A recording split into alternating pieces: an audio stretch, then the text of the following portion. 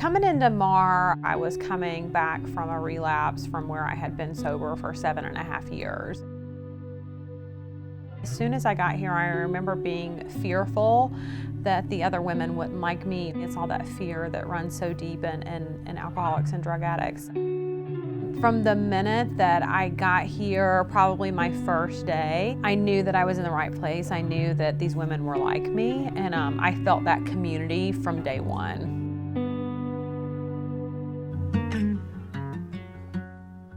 In 1975, Donnie Brown, who's the founder of MARR, was working at a local inpatient treatment center. And he saw men coming and going from that inpatient unit and revolving back through that program multiple times. And Donnie said there's got to be a better way. He borrowed $400 from the local Decatur DeKalb Optimist Club and got support from his church and opened our first residential house across from that treatment center in 1975. His vision was creating a longer-term relational experience for our men as they learn how to be in recovery and learn how to live life on life's terms. Gary Dyes came along about that same time, and between the two of them they came up with our first core philosophy of care, which is we believe that the agent of change in the MARR experience is in the therapeutic community. The therapeutic community is the experience that the clients have when they're together, in the evenings after the day treatment part is over. You live with other people, but not only do you live with them, like you and the other townhouse adjacent to you, you're in a community together. It's all about like peer support, but then peer accountability as well. MARR is community. And we have it on our t-shirt, community for life or whatever it says. And that's why we have so many alumni that stay active and involved with us and come back to banquets and golf tournaments. The alumni community is so strong for MARR.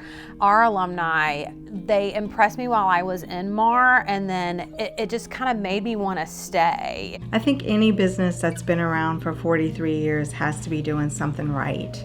And I would attribute that success to just us evolving over the years. We have really, over the past 40 years, really intensified our clinical and family services and medical services. I would say that we've also become a very comprehensive treatment program that provides community and hope for recovery out in the community. We realized that family members needed education sooner rather than later. We decided to make that information available to the community at large. So we've put together a library of information that we're going to make available through the MARR Recovery Resources, and that is going to include 4 different types of information: the videos that our staff members recorded, as well as articles, podcasts. The podcast, we call it the MARR Experience, and our alumni have come to share their stories. And it's not just alumni, our staff, family members, volunteers, have all recorded their MARR experience. We're in the digital age where social media is a big thing.